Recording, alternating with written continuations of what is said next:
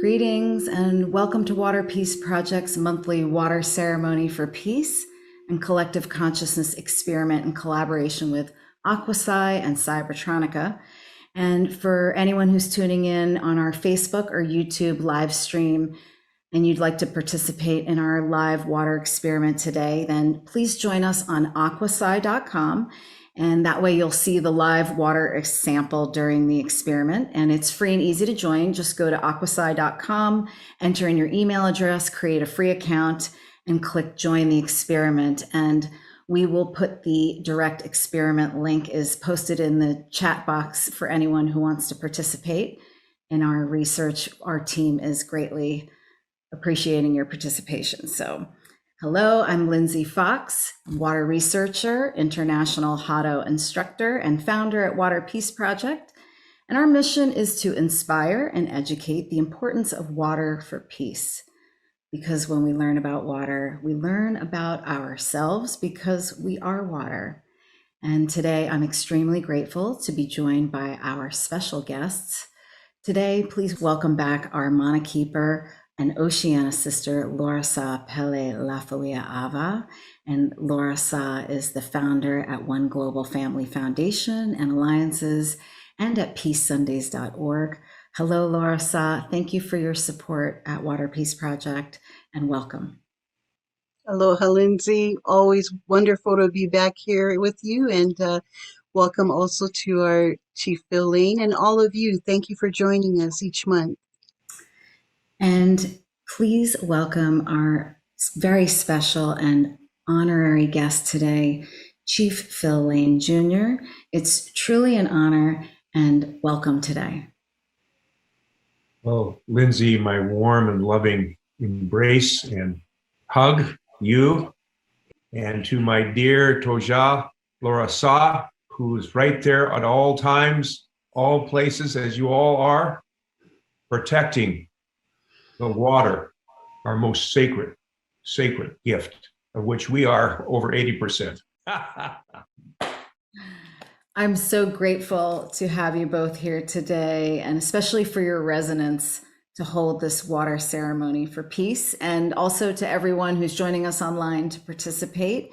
Today, we are simultaneously conducting a group consciousness experiment, and today's experiment is number 15 in this past year, and where we're scientifically measuring the effects of our focused attention and our synchronized intentions on the same water sample at the same exact time. And so the experiment begins now, and it lasts for 30 minutes. So once again, to participate, and see the live water sample, you need to join us on aquasci.com. You can get the link in the chat box.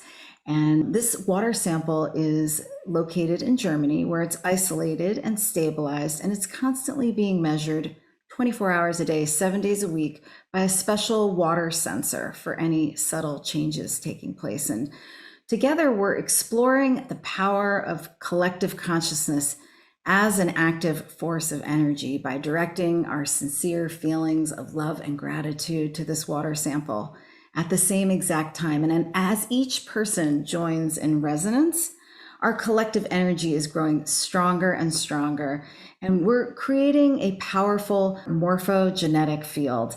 So let's begin synchronizing. And as I sound the crystal bowl, let's take 3 deep breaths together and collectively direct our sincere feelings of love and gratitude now.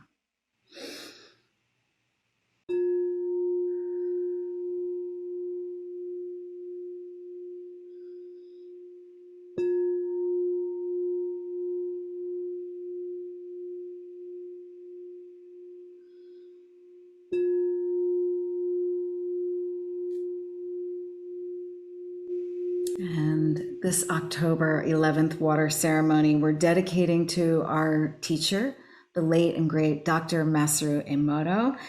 And it was October 17th, 2014 that he departed this earth. And Dr. Emoto dedicated his life to teaching the power of consciousness through water for the purpose of peace. And he taught us how the vibrations we create with our thoughts, our words, and our emotions are recorded and stored and transmitted through water. And in Japan, they actually believe that every single word possesses a soul. Like, this is called kotodama, the spirit of a word.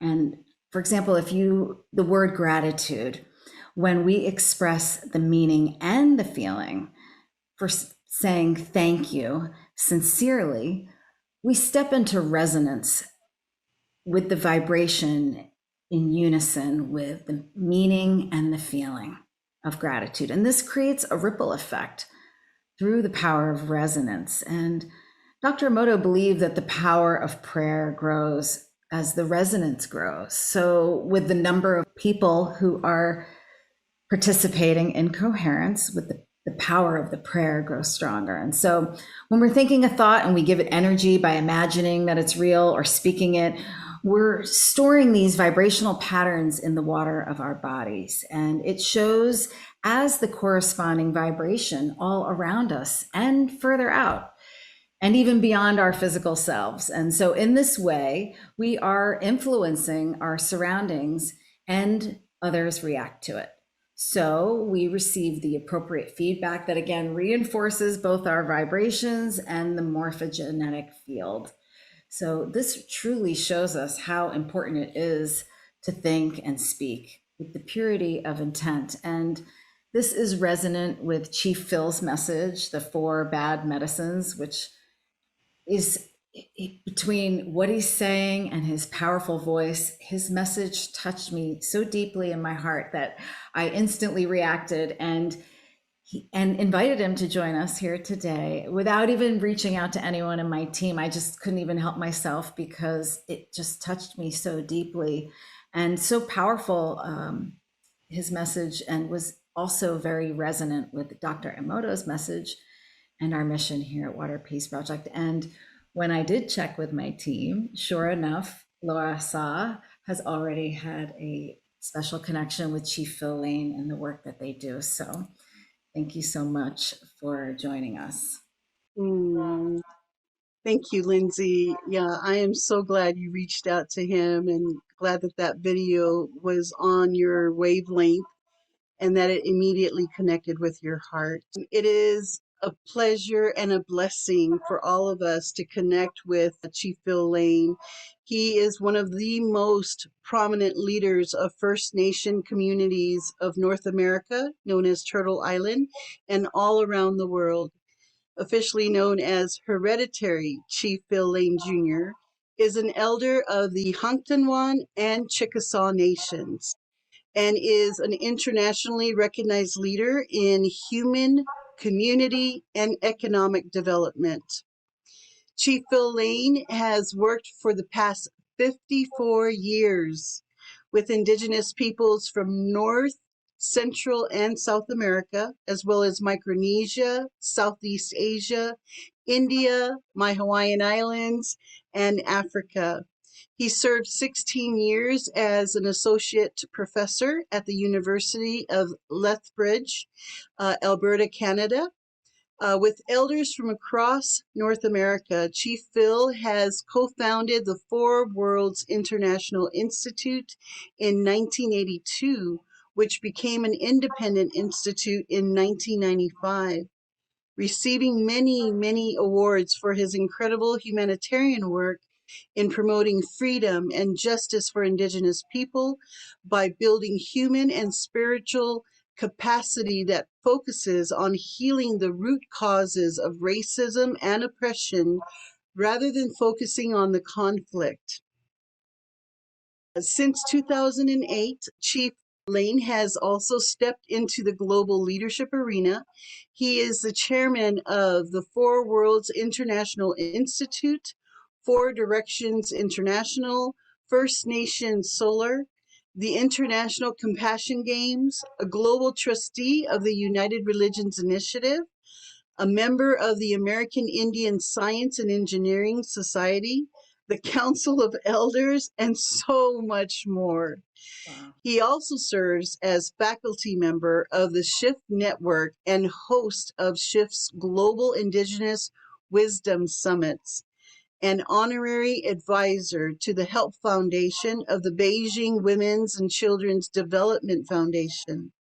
Four Worlds core initiatives include the promotion of deep social networks and the digital fourth way, environmental protection and restoration, the Compassion Games International, and reuniting of the Condor, Quetzal, and Eagle via the fourth way. The focus of the fourth way is co-creating community-based, culturally respectful, principle-centered strategies and programming for human, community, and economic development that transcend assimilation, resignation, and conflict.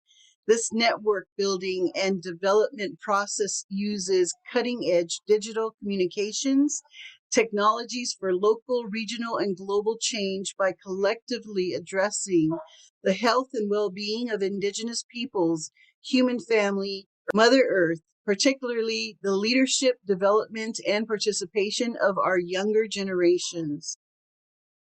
Deep social networks are principle-centered, collaboratively created, and community-based digital networks for uplifting education, sustainable and harmonious development, child protection, social development, and actualizing environmental justice. Chief Lane's work in manifesting the reunion of the Condor, Quetzal, and Eagle via the fourth way with the Indigenous peoples of the Americas began in Bolivia in 1970 through 1972 and continued nonstop until today. Without further ado, please help us welcome our honorary guest, Hereditary Chief Phil Lane Jr. Welcome, Chief Phil. Toja, thank you for that very kind sharing about my journey here. As you get up in your later 70s, winners, it kind of, there's a lot of stuff there. But the main thing is I'm so happy to be here, so happy for this wonderful way of demonstrating to our human family the incredible power of water, the most prevalent, you might say, mineral relative on Mother Earth. And it's so important. Both Einstein and Tesla said that the future of medicine is frequency. Now, frequency, by the way, is everything. Everything has a frequency. And I think that's why that beautiful Japanese word you shared. Yes, the Kotodama. Every word has a frequency. Every word. And so I want to found this, because we know our visits right now is impacting this water around us. It'll be interesting to see what happens. But I really want to found this visit from my perspective on what I understand from our Indigenous elders, and that is the prior unity and oneness of our human family and all life. And the hurt of one is a hurt of all, and the honor of one is the honor of all. Foundation, intimately connected to everything. And of course, especially for us, water. Water has such a primary role to play from the time we're in our mother's womb, when we're floating in the amniotic fluid, and it's giving us our very life, to when we come into this world, and our body being almost at least 80% water. Yeah, I've heard different, but water.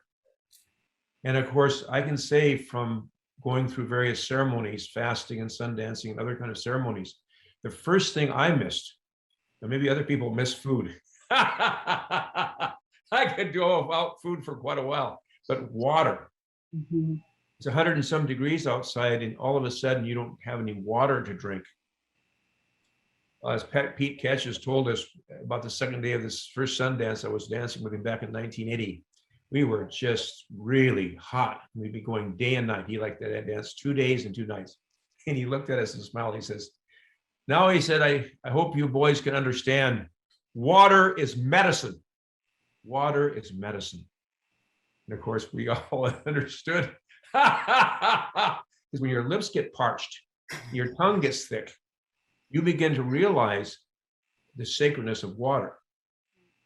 So therefore, to enable us to bring about peace, we have to move into higher vibrations.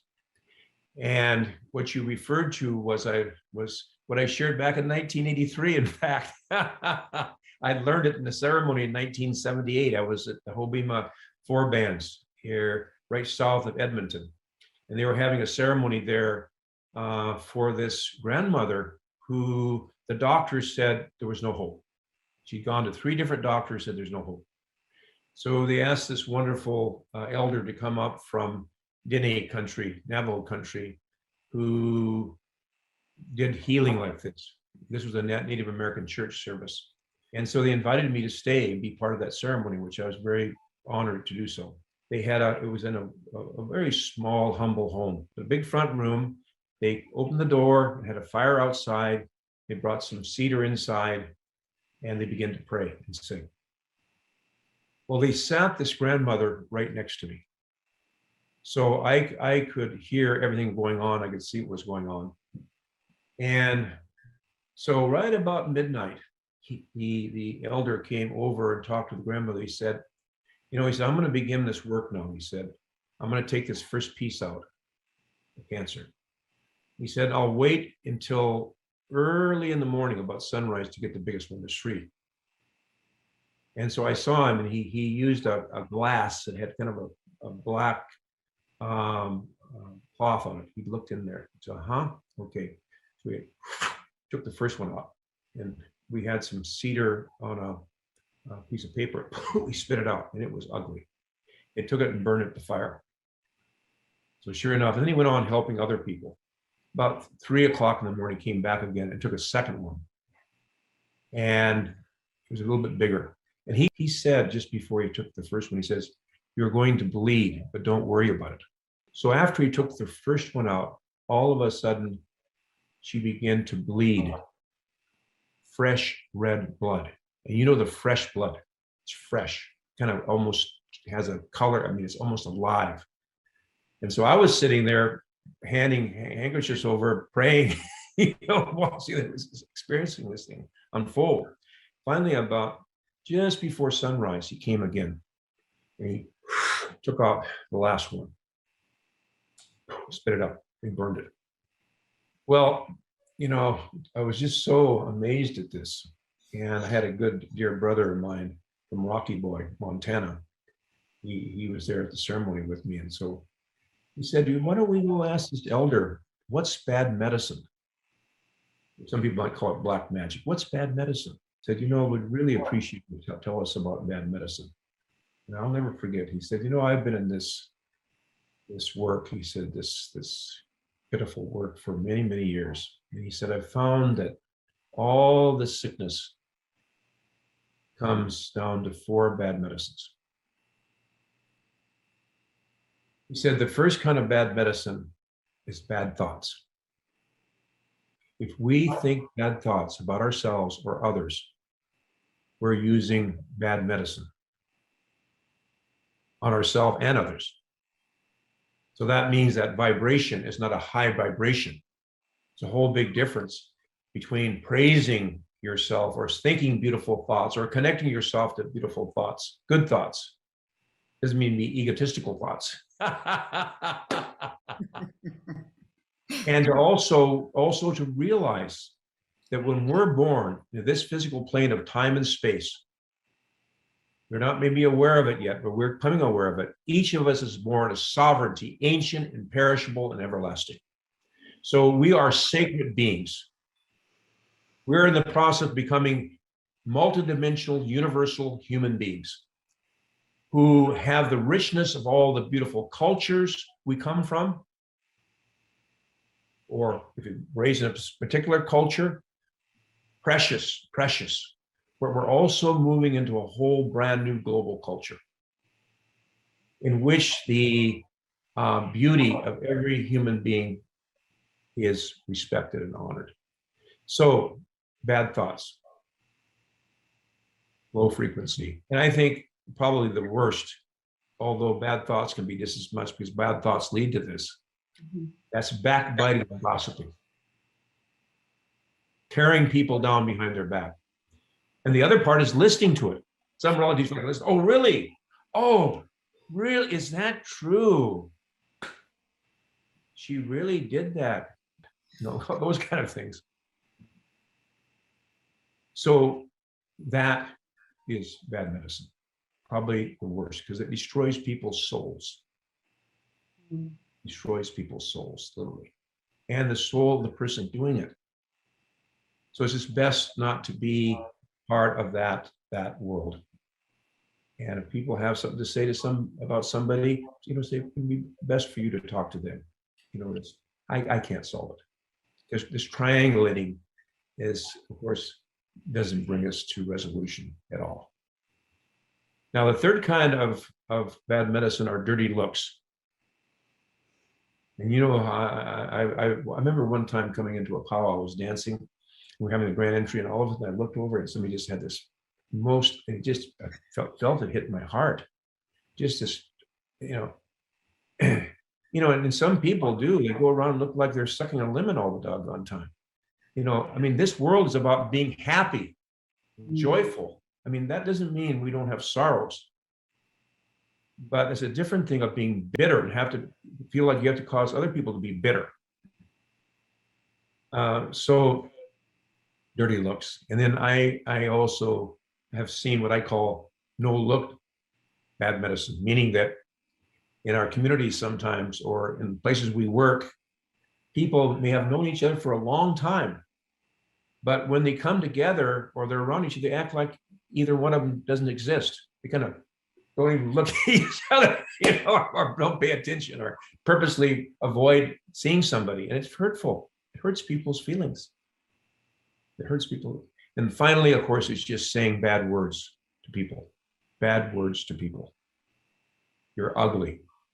I remember how it hit me as a little boy when I was growing up. You know, I never noticed how my face was. I mean, when you're growing up, you don't think about your face. You just look in the mirror and you say, oh, wash your face. But I didn't realize my nose was pretty big, you know, and it was. And and so this boy who knew this, he said, where did you get that great big nose? And I kind of stopped. He says, your nose is so big. There is a blizzard. You could crawl inside and save yourself.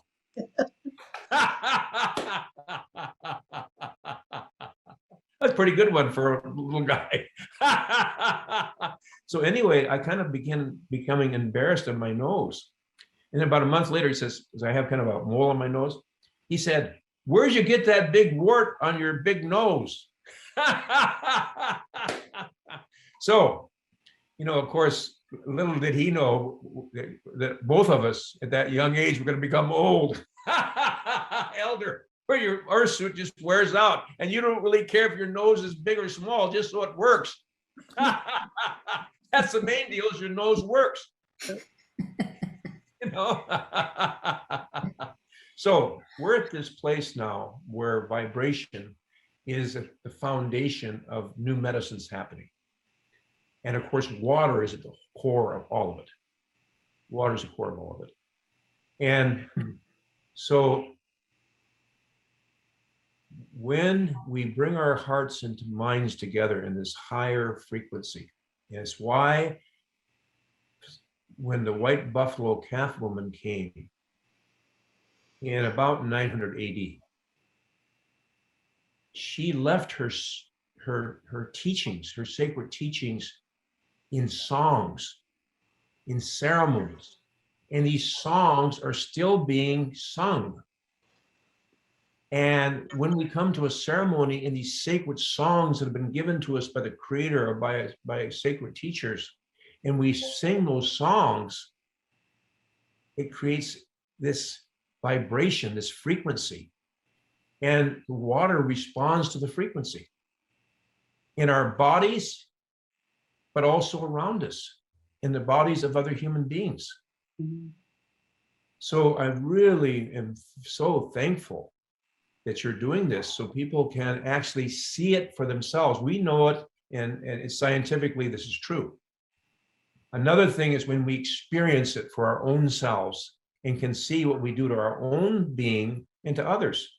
So if I use these bad medicines, literally, I am hurting my own self and others, because these vibrations have direct connections to our physical body. And if we are experiencing pain in our souls and our hearts, we're also experiencing it in our bodies equally. And this unresolved pain and grief and hurt translates then later into disease of various forms. But really, you can see that doctors have identified thousands of diseases.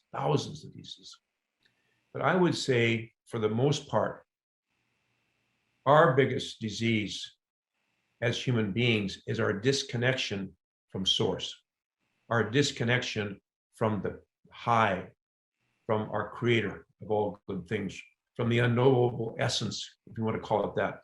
But this higher power that we know motivates and inspires and infuses us with our life, in the life of this universe. This is what's key. So I think at that, we'll leave that to know we want to focus on unity and diversity. We want to focus on the fact that every one of us is a sacred being on a sacred journey. And we can go beyond that and say, following our brief time in this physical plane of time and space, we continue on. And any love we've ever held for anyone in this physical plane of existence will not be forgotten in the worlds to come, nor will we forget these worlds when we go to the other side camp as well. And I think the other thing important to understand is our soul has no ethnicity, has no gender. It is a reflection of the oneness of our Creator. With that understanding, prejudice of any form damages our human family greatly. It's something that needs to be left behind. And the reason why I say the soul has no gender or ethnicity is because when you talk about elders who I look to, who are on the journey before me, and I say they're kind, they're loving, they're compassionate, they're strong, all the spiritual qualities that make us a human being. Who am I talking about, a man or a woman? Our purpose in this life, which is part of this whole all we go through as men and women in the feminine and masculine dimension of life has a higher purpose. And that higher purpose is that when we leave this world, we're not going on to a physical world of time and space like this. We're going on to spiritual worlds. In those spiritual worlds, we're spiritual beings that have all these qualities and dimensions in our own unique way. So it's quite exciting, the time we're having. And this is the one thing we can impact right here in our own physical being, through prayer, through singing, through ceremony, through sharing good words with others. And if a person has 10 bad qualities and one good, look at the good. If they have 10 good ones and one bad one, look at the good. And I'd say that'd be the same thing. Now, that's not easy to do, but we're getting daily a little bit better, all of us. So thank you. Thank you. Thank you. I am so grateful for you sharing your wisdom and your powerful words that literally resonate in every water drop in my body.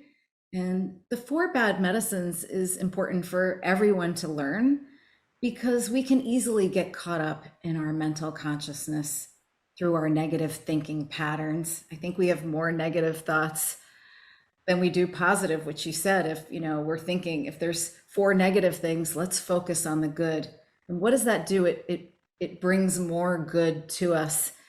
And in Dr. Emoto's book, The Healing Power of Water, he wrote that water is the healer within us. And when we're not able to connect with the pure intentions, such as love and gratitude, when we're not being mindful or aware, and if we continue these unhealthy ways, we are continuing to destroy our health and the health of others around us, humankind, and especially our Mother Earth. And it's with each passing thought that we have a choice to be more mindful, like Chief Phil Lane said. Can we look at all the negative things and keep carrying them on and pass them around and sharing? Or do we light up the joy and the positive and find more space for that in our lives? And so it's a choice. We can be more present and live with more love and gratitude in our hearts. And this actually protects ourselves and protects others and protects our home that we call Mother Earth. And this is exactly why it's so important to be mindful of these things right now, especially we're going through this global pandemic and all the inequity and discrimination and all the things that are rising up. We're creating those things, and we can create a new world by holding good medicine in our hearts, and like uniting today and every month that we do with our ceremonies and these experiments, like Chief Phil Lane said, when we see it with our own eyes, it really does make a difference. And also, like he said, the science shows that there is an effect there. And so when we connect to our pure intentions of love and gratitude to water, we're raising the power of consciousness and encouraging the flourishing of our mind, our body. And because we're water, and through water, we're connected to all the waters on the planet Earth. And water truly is the lifeblood. And by connecting to our intentions of pure love and gratitude with this sample in Germany and all the water around us, like Chief Lane said, it doesn't just end right here, it goes on. And October is the month that Dr. Emoto departed Earth, and he was like a spiritual father to me. And my father actually departed at a very young age. Dr. Emoto, I think he was 71. My father was 65. And Dr. Emoto wrote to me when he passed, and he wrote,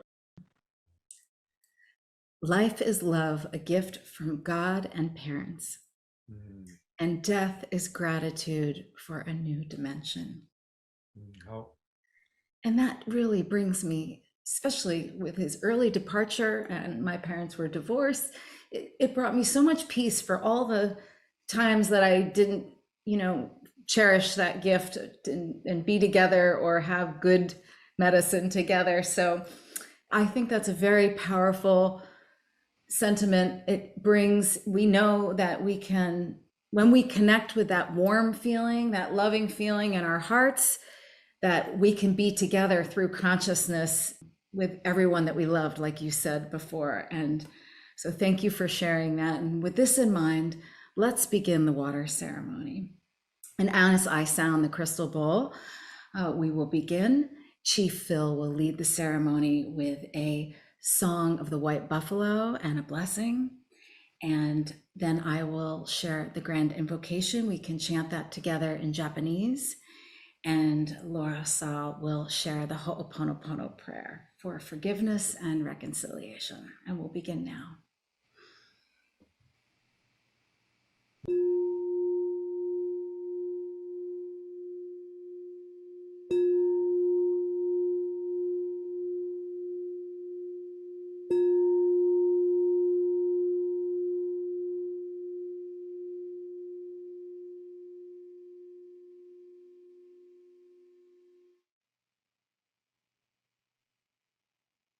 Mitakiepi, my very beloved relatives, before we begin, I want to remember dear Sister Mona Palaka and all the relatives who tomorrow will continue these prayers forward.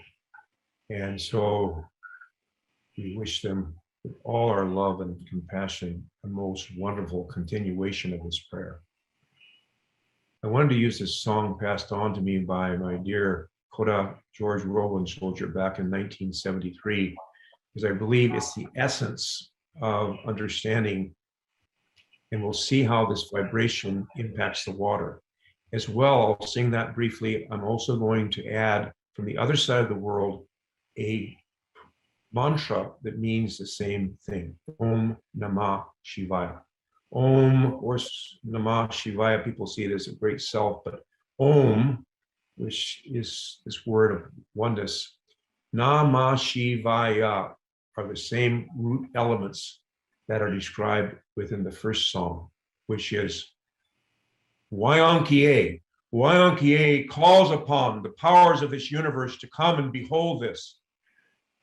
Chanupa Kile Wakayelo, the pipe is holy of the holies, but what is this really saying? The mineral people, which make up the bowl, represent the water. They're sacred and holy. All the mineral relatives. The plants, which grow from our mineral relatives, the spirit of growth, they're sacred. All our plant relatives are sacred. We can already begin seeing this synergistic relationship we have when our plant relatives breathe in carbon dioxide and breathe out oxygen, and our animal relatives and ourselves breathe in oxygen and breathe out carbon dioxide. And we have our animal relatives. They contain the mineral relatives. They give them their structure, their foundation, the same water we need, they need. They have this power of growth like the plant people and have those qualities, but they also have the power of the senses, the sacred power of the senses. And sometimes they know things way before we do. Because, for instance, when a storm's coming, the tympanium in a horse or the tympanium in a little bird will cause them to move a different way. And if you really, really watch all the relatives and you realize we're all helping each other, they'll tell you when a storm's coming. But then we have our human beings. The human beings, we contain the mineral people. That's the bowl of the pipe. So you can imagine, for instance, this rattle. This is the bowl of the pipe. The bowl. That's the earth. That represents womankind. Womankind. That's why we know what you do to women, you do to Mother Earth, womankind. Then you have the stem, which represents, of course, the plant people. And then with your bundles, you have represent eagle feathers or various things representing the animal people. When you put these together, woman and man, of course, we can see what lasts the longest over time. But we put those together, that sacred pipe together, that's us. That's we as a human being. The bowl up this way represents our head and our body. There's many other representations, but it's holy, it's sacred. So I want to sing that song in the same one from India I learned back. I guess I was over there in 1982. I love this Om Namah Shivaya. And we'll just leave it like that. Let the sound, let the vibration carry it from there. And then I'm so looking forward to my dear Laura Sa, my Toja, to bring in the islands and the water right from there.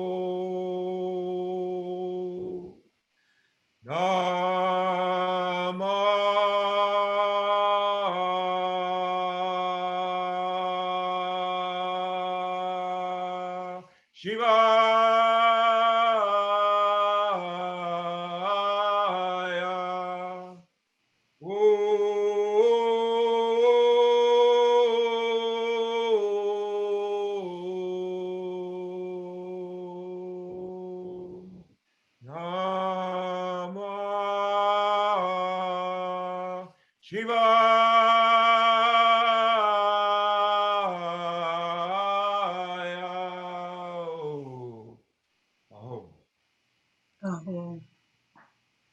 Aho.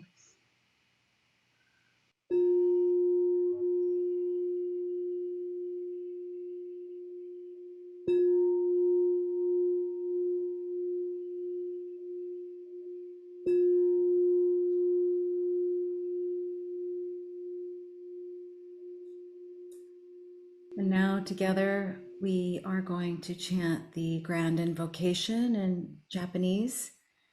And this is a powerful kotodama or mantra created for peace on earth. And the meaning in English is the eternal power of the universe has gathered itself to create a world of true and grand harmony.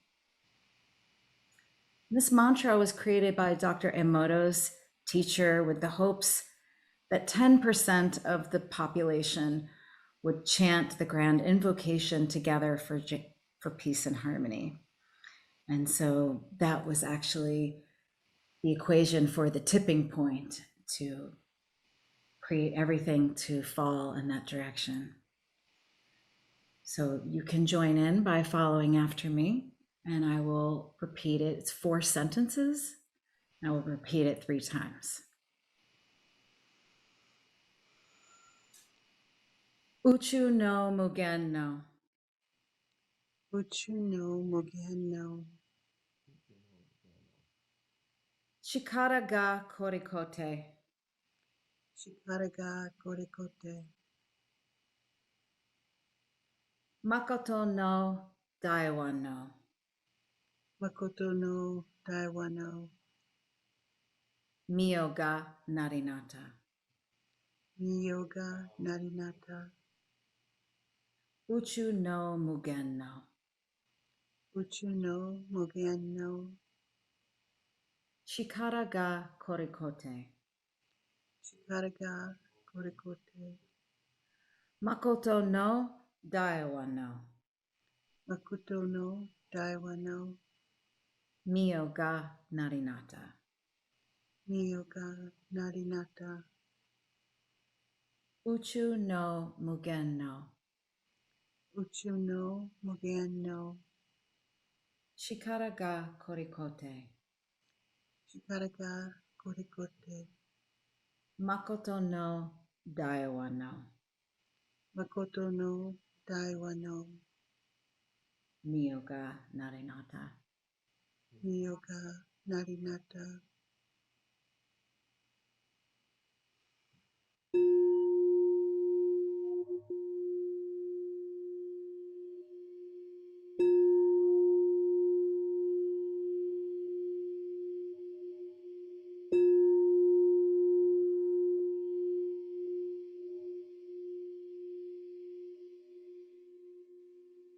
Thank you, Lindsay. Thank you, Chief Father Philene. I will now share the Ho'oponopono prayer.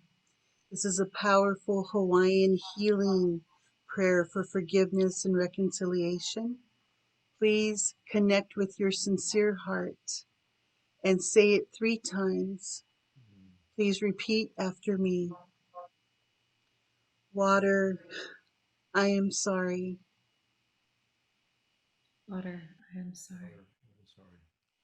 Water, please forgive me. Water, please forgive me.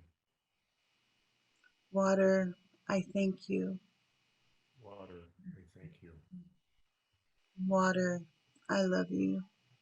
Water, I love you. Water, I am sorry. Water, I am sorry. Water, please forgive me. Water, please forgive me. Water, I thank you. Water, I thank you. Water, I love you. Water, I love you. Water, I am sorry. Water, I am sorry. Water, please forgive me. Water, please forgive me.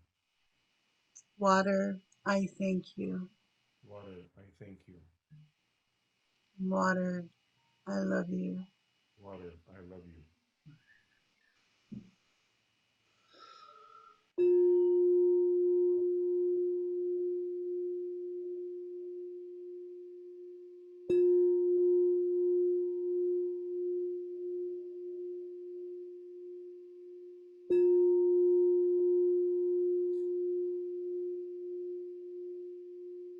And so, Larsa, thank you so much. Chief Phil Lane, thank you so much. And this completes our water ceremony prayers. And love and gratitude to everyone who participated in this special water ceremony and experiment. The effects of our intentions will have an effect on all water. We hope that this ripples out and you carry these blessings of love and gratitude throughout your day and share it with everyone that you come in contact with your loved ones, your neighbors, and bring peace to all beings on Mother Earth. And I'm just so grateful for both of you joining today. Thank you very much. Thank you so much. Thank you. Oh, thank you, Sister Lindsay, from the bottom of my heart, especially for your beautiful sharing about Dr. Emoto and your father's passing. Just resonated very deeply with all of us. And so grateful for this wonderful work that we get to do together, honoring water, this life-giving medicine, the source and breath of life. And just so grateful for you connecting to Chief Bill Lane and inviting him. He is a beloved Native father and teacher and wise elder, and I'm so grateful to him.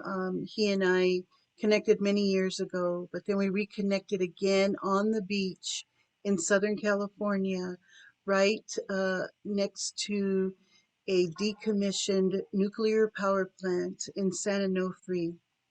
Um, Back then, they were getting ready to bury 3.6 million pounds of nuclear waste. And Chief Phil Lane came down from Canada to do a staking ceremony with us right on the beach to stake our intentions that we will do our very best to raise awareness and to also help to engage and inspire others to engage with us to take action, not only for the Standing Rock movement that was, at its height at that time, November 2016, which was an incredible movement that still goes on today. It unified and brought together close to, over 500 indigenous nations from around the world, especially the Native American nations that have been divided for so many generations. That's a prophecy fulfillment. I think that's the eagle, condor, and Quetzal prophecy that was fulfilled, as well as the black snake prophecy. And then Chief Phil Lane sang that beautiful White Buffalo peace pipe song. Right now we believe that we are living in the times of prophecy fulfillment, and we know that the white buffalo calf woman will return soon, and all of these white animals that are being birthed since the 70s are heralding her return. And so it will be darkest before the dawn, and we are there, but we are here together collectively to make our impact, to bring more peace and unity. And I'm so grateful that Chief Phil is with us today, because we know that there's so much more work to do. The 3.6 million pounds of nuclear waste has now been buried just 108 feet away from the coastline, the waters, and it's on a earthquake fault line and also accessible by tsunami. There's 73 cylinders that are now buried, and just the power of one, the magnitude of destruction of one is worse than Fukushima and Chernobyl combined. So it will definitely impact the whole West Coast part of California and also Baja, Mexico. 50 million people will be devastated, as well as our waters, our earth, our air. And so I extend to you, Chief Phil, Father, if you will come back and do another Sacred Activism broadcast along with our team. You can find out information on our Peace Sundays website, and we'll be raising awareness also about the recent oil spill in Laguna, as well as the barrels of toxins that have been dumped in Long Beach many years ago, and also another water project that's happening in Huntington Beach that will be, all four are deadly. We also want to raise awareness that we have the Parliament of the World's Religions coming up October 16th, 17th, and 18th this month. And so we're excited. We have a wonderful Peacemakers program bringing the women together. This is the time of the divine feminine rising. We need the feminine leadership to have more impact in our world, as we are needing more of the nurturing, motherly leadership right now, and come in harmony and balance with the masculine divine. So this is the time. And so thank you, Chief Phil. I hope that you will share what is most, pressing on your heart as well right now. And check us out on peacesundays.org. Thank you, Lindsay. Thank you, Chief Phil. Thank you so much, because what you're sharing is so important to be addressed before it goes into the stage where these things are moving. And this situation we're in is very, very critical. Right now, a lot of energy is put into the virus and the vaccine and so forth. But what's happening is we're moving very rapidly into runaway climate change. And the differences between wealth and poverty are expanding greatly, tremendously. Many more relatives of our human family are going into extreme poverty. At the same time, we have this incredible young people emerging, which in our prophecy we call the seventh generation. These young people are rising. They're becoming, in fact, for indigenous people across the Americas, in the overall population, We're the fastest growing population in the Americas. We're the youngest population in the Americas. Just in Nunavut, the average age is 19 years old. The average age in Canada for indigenous communities is 25, as it is in Canada, as it is in the United States. In South, it's 19 years old is the average age. So we have this incredible young people, and also in every area of human growth and development, we need women's input, women's leadership. There's just no question about this. That the eagle has two wings. One is woman, and one is man. And so both wings, that eagle of humanity, have equal power and respect and honor. The eagle of humanity will never fly its highest. I think the other thing is we're in a process now of moving from the triangle, which has kind of been the form of organization here during this last 500 years, where top down, we're moving to the circle. We're moving to a circle because there's not any one of us at this point who's going to be able to address all the incredible things before us. We're going to have to be like one heart, one mind, and many bodies, so to speak, and each of us bring our very best gifts to bear on this. But no one is going to be able to, by themselves, stand up and say, follow me. Everything will be great. It's going to be, how can we collaborate?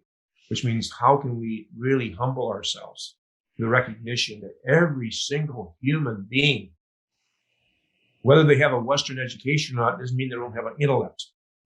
They don't have the same feelings as anybody else and have things to contribute as well, because we need new perspectives.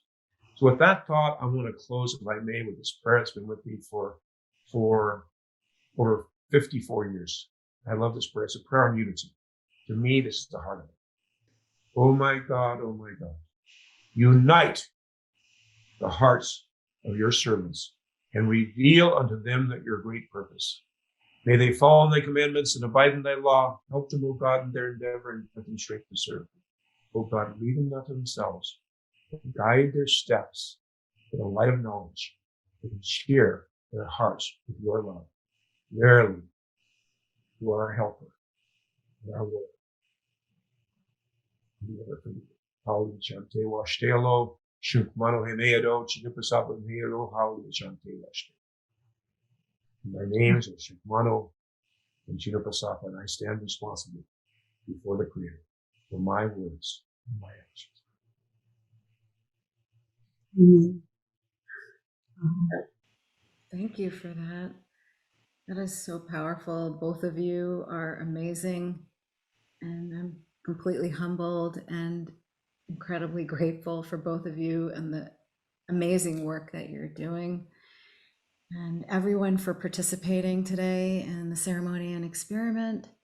And please, if it resonates with you, reach out to Laura Saw and Chief Phil. Laura Saw's website is peacesundays.org, and you can see the incredible work she does there. And you can see Chief Phil's work at fwii.net, and you can see all that there. So, and also we have their links and information on waterpeaceproject.org. And you can learn more about our monthly schedule, our experiments, our published research. And if it resonates, you can take the Water for Peace pledge. And it's a simple mindfulness pledge where you vow your mindfulness to water and what your thoughts and words and what you're putting out is creating our reality. And so when you complete that pledge, if you want to enter your email, we will send you monthly updates with our monthly schedule. And please join us again in 1 week on October 17th. We have a special live stream. We are going to pay our respects to the life and love of Dr. Emoto. And we have joining us our advisors and his son, Hiro Emoto, and Hado instructor and also advisor at Water Peace Project, Dr. Kumunga Andrahanetti, together with myself and Anton Fedorenko from Aquasci. And we are going to go over our 4 water crystal experiments that we conducted, and we're going to reveal the results and discuss that. So that's on October 17th, is to celebrate Dr. Emoto's departure. And Please join us again. Tomorrow is day 1 of 8 days of global love and gratitude. And we have the repeat experiment with Grandmother Mona Palaka from October 12th to the 19th. And she will share on the alternate days there, 4 days will be guided with Grandmother Mona Palaka. So grateful. And on the 20th, we have our full moon meditation and experiment. It's actually in the morning at 11:30 because it's when the full moon is directly over the water sample. And also October 20th and 21st for our monthly intermittent water fasting and consciousness. And last but not least, please join us again on 11/11 for our next water ceremony and experiment. And our water ceremonies are for all water, but they are especially for ourselves because we are water and peace begins within. And as you know, water's natural ability to record, store, and transmit wave information, we can connect with anyone, anywhere, in all time, at any time through water. And so all it really takes is our sincere heart. Chief Phil, Laura Sa, thank you. And I love you for your resonance and for holding this sacred space today with me and sharing your wisdom and messages to everyone. Blessings to all and peace. Thank you. Aloha, alofa, aho. Thank you. Thank you, everyone. Bye.